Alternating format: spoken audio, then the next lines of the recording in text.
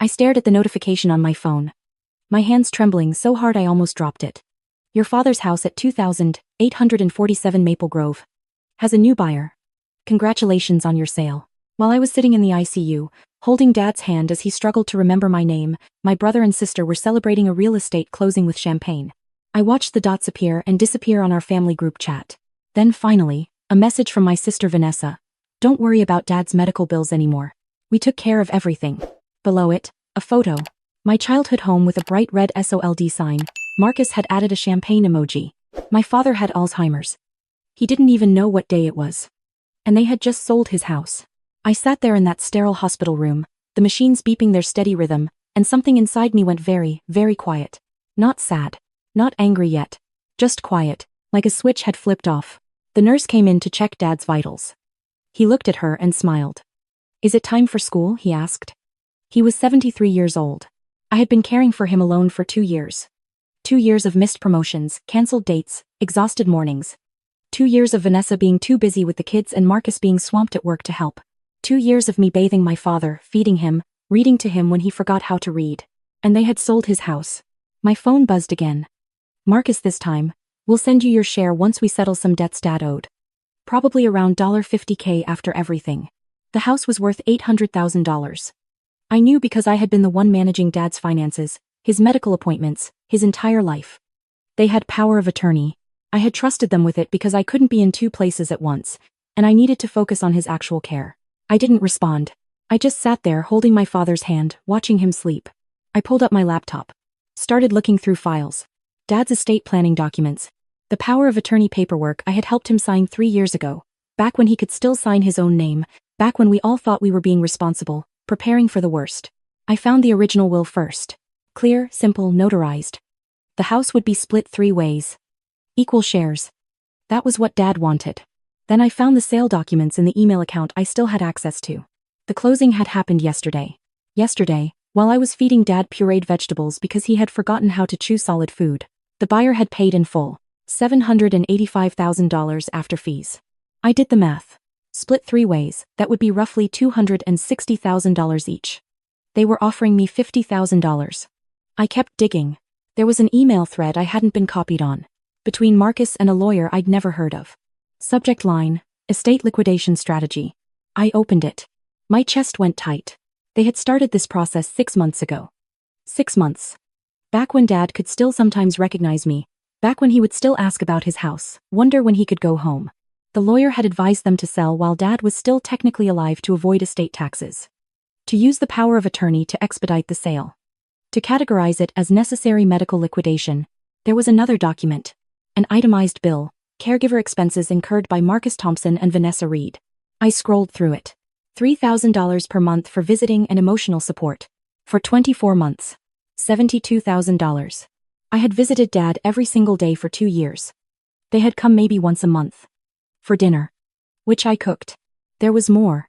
Property maintenance, $15,000. I had mowed the lawn. Fixed the fence, cleaned the gutters. Medical coordination, $25,000. I had gone to every single doctor's appointment. Legal and administrative oversight, $30,000. They had billed Dad's estate $210,000 for work I had done. And then there was the final line. Remaining balance after caregiver reimbursement and estate debts, $163,000. Proposed distribution, $50,000 to Claire Thompson, youngest sister, limited involvement in care, $113,000 to Marcus Thompson and Vanessa Reed, primary caregivers and POA holders. Limited involvement in care. I had given up my life. My career. My relationships.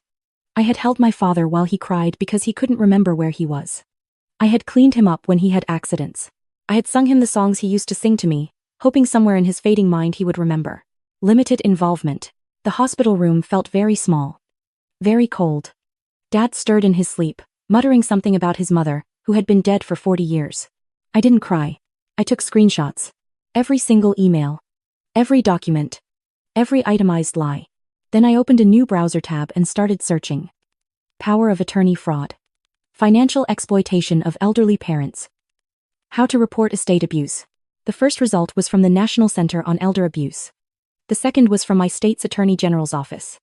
The third was a law firm specializing in elder financial fraud. I bookmarked all 3. I stayed with Dad until visiting hours ended. Held his hand. Told him I loved him. He looked at me with those confused, cloudy eyes and said, "You're a nice lady." I drove home in silence. Didn't turn on the radio. Just drove.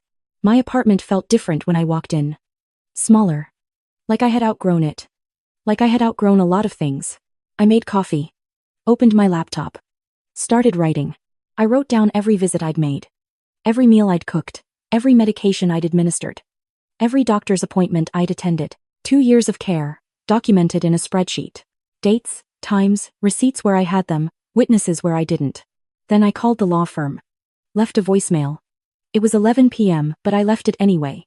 "My name is Claire Thompson. I need to talk to someone about financial elder abuse. My siblings committed fraud using power of attorney. I have documentation. I didn't sleep that night. I kept working. Pulling bank statements from Dad's account, the one I had view-only access to. They had been transferring money out for months. Small amounts at first. $500 here. $1,000 there. Then bigger chunks. $10,000. $25,000. The house sale was just the finale. My phone buzzed at 8 a.m. The law firm. I picked up on the first ring. "Miss Thompson? This is Jennifer Ward. I got your message. Can you come in today?" I was in her office by 10 a.m. Jennifer Ward was 50-ish, sharp-eyed, with silver hair and a no-nonsense handshake. She listened while I talked. Didn't interrupt. Just listened. When I finished, she sat back in her chair. "How much documentation do you have?" I opened my laptop. Showed her everything. She nodded slowly. "This is textbook financial exploitation of a vulnerable adult. The power of attorney fraud alone is a felony. The falsified caregiver expenses are fraud. The unauthorized liquidation of assets." She paused. "Miss Thompson, your siblings could face criminal charges. Potentially prison time." "Good," I said. She looked at me for a long moment. "Are you sure you want to do this? This is your family. They stopped being my family when they sold my father's house while he forgot my name." She nodded. "Okay. Let's get to work." The next 2 weeks were a blur. Jennifer filed a complaint with Adult Protective Services, then with the Attorney General's office. Then with the district attorney. I went to visit Dad every day, like always. Fed him. Read to him. Pretended everything was normal. Marcus called me once. "Hey, just checking in. Did you get my message about your share?" "I did," I said. "I'm reviewing the numbers." Cool. No rush. We know you've been busy with Dad." I said nothing. "Anyway," he continued, "Vanessa and I were thinking, maybe we should start looking at memory care facilities. Dad's getting worse, and we don't think it's fair for you to keep carrying this burden alone." "How thoughtful," I said. "Yeah, we've been feeling guilty about not helping more. So we found this place. It's really nice, and with Dad's assets we can definitely afford." "What assets?" I asked. Silence. "The house sold," Marcus said carefully. "There's still some money in his accounts." "I see. And how much is in his accounts?" "I'd have to check. Maybe $30,000. But the facility is only like $6,000 a month, so that'll cover a few months, and then we can figure out." "There was $180,000 in his savings account 6 months ago," I said. Longer silence. "Claire, there were expenses. Medical bills, the lawyer fees for the payo, maintenance on the house. I'd love to see an itemized list," I said. "Can you send that over?" "Sure, yeah, I'll put something together." He never sent it. 3 days later, I got a text from Vanessa. "We need to talk. Family meeting. Sunday, 2 p.m. My place." I showed up at 2 p.m. exactly.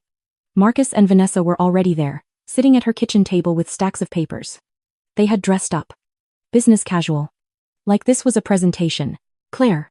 Thanks for coming," Vanessa said, too bright. "Coffee?" "No thanks." "Okay, well, we wanted to go over everything with you.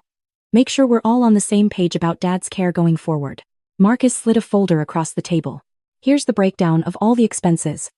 As you can see, after Dad's debts and the costs we've incurred helping manage everything, the remaining funds are pretty limited." I opened the folder. It was the same itemized list I'd already seen. $210,000 in fake caregiver expenses. "I see you've been very busy," I said. "We have," Marcus said. "It's been a lot of work, coordinating everything." "I'm sure." I closed the folder. "Can I ask you something?" "Of course," Vanessa said. "When was the last time either of you changed Dad's diaper?" They both stared at me. "I'm just curious," I continued. "Because, according to this, you've been his primary caregivers. So I'm wondering when you last fed him, bathed him, took him to the bathroom, held him while he cried for his mother." "Claire, that's not fair," Vanessa said. "We have jobs. Kids. We've been helping in other ways. By stealing his money? The room went very quiet. That's a serious accusation, Marcus said. His voice had changed. Colder. We have legal authority over Dad's estate.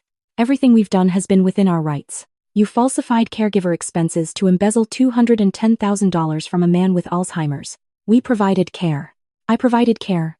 You provided bills. Marcus stood up. Claire, I don't know what you think you know, but we've been very generous offering you $50,000. That's more than you're entitled to, considering you haven't contributed financially to any of Dad's actual expenses. I contributed 2 years of my life. That was your choice, Vanessa said quietly. No one asked you to do that.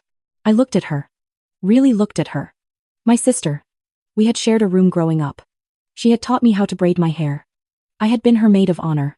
You're right, I said. No one asked. I just loved him.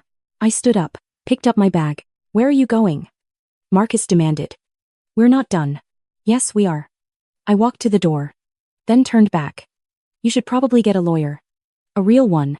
Not the one who helped you commit fraud. Are you threatening us? Marcus's face was red now. No. I'm warning you. I filed a complaint with Adult Protective Services and the Attorney General's office. And the DA. They're investigating you for financial exploitation of a vulnerable adult. Vanessa went white. You what? I gave them everything. The fake caregiver bills, the unauthorized transfers, the emails planning the house sale. All of it. You had no right. I had every right. He's my father too. And unlike you, I actually love him. I left. Didn't look back. Didn't wait for a response. My phone started ringing before I even got to my car. I didn't answer. The investigation moved fast. Adult Protective Services froze Dad's remaining accounts within 48 hours. The DA's office served Marcus and Vanessa with subpoenas. Jennifer filed a civil suit to void the house sale and recover the stolen funds. I kept visiting Dad. Every single day. He was getting worse. Some days he knew me. Most days he didn't. You're very kind to visit, he said one afternoon. I'm your daughter, Dad. He looked confused. I don't have a daughter. Yes, you do. You have 3 of us. I'm Claire. Claire. He rolled the name around in his mouth like he was tasting it. That's a pretty name. I held his hand. Thank you. I had a daughter once, he said quietly. Don't know where she went. I'm right here, I whispered. But he had already drifted off again. Marcus and Vanessa hired a lawyer. Tried to claim everything they'd done was legitimate estate management. That I was a disgruntled sibling making false accusations.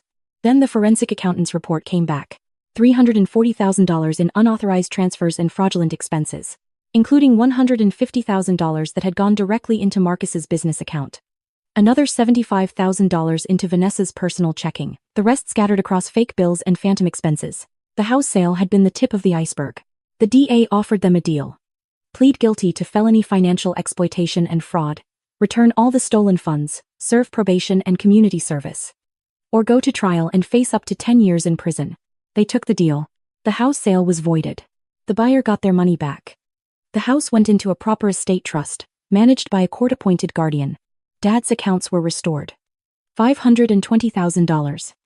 After everything was recovered and legal fees paid, I sat in Jennifer's office when she told me, "What do you want to do with it?" "Put it in a trust," I said. "For Dad's care. Real care. The best memory care facility we can find. And whatever's left when he's gone." I paused. "I want to start a foundation. For family caregivers. The ones who actually show up." Jennifer smiled. "I think your father would like that." "He won't remember it," I said. "He doesn't remember anything anymore." "No. But you will." I found a memory care facility 3 miles from my apartment. Small, expensive, with a 1-to-3 staff-to-patient ratio. They had a garden. Dad had always loved gardens. I moved him in on a Tuesday. His room had a window overlooking roses. "This is nice," he said, looking around. "It's your new home, Dad." "I already have a home." "I know. But this one has people who can help take care of you." He looked at me. For just a moment, something flickered in his eyes. Recognition, maybe. Or just confusion. "Do I know you?" "Yeah, Dad." "You do. What's your name?" "Claire." He smiled. "That's a pretty name." "My daughter's name is Claire." "I know." I said. "I know it is."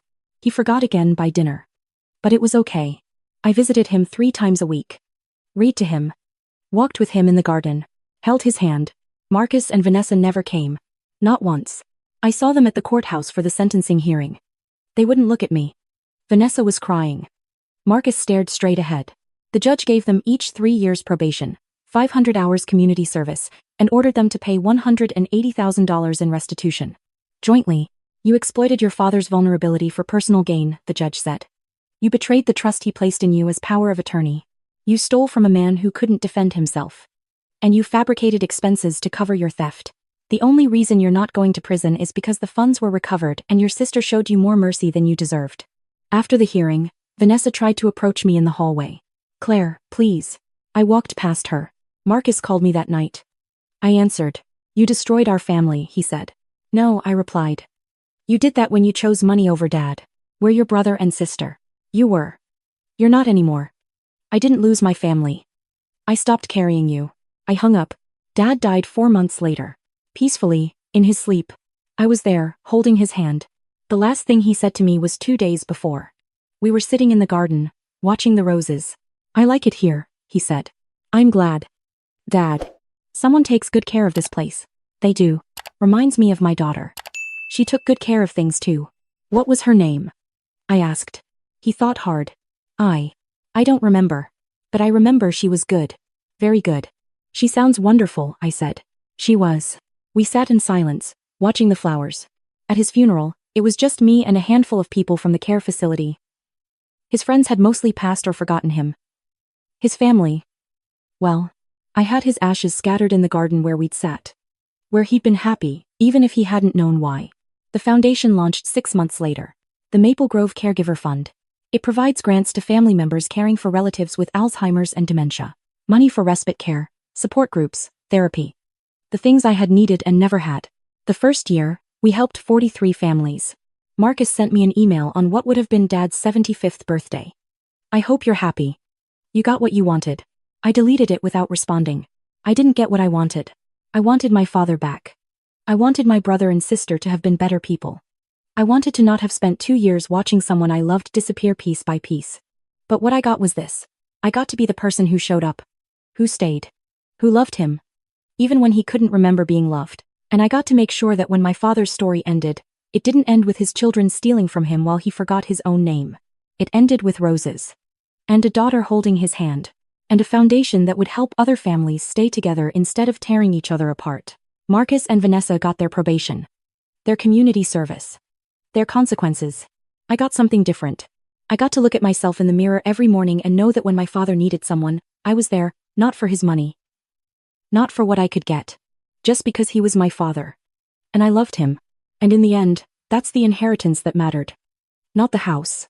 Not the money. Not the possessions. The knowledge that I had done right by him. Even when no one was watching. Even when it cost me everything. Even when he didn't remember. I showed up. And I would do it again. Every single time.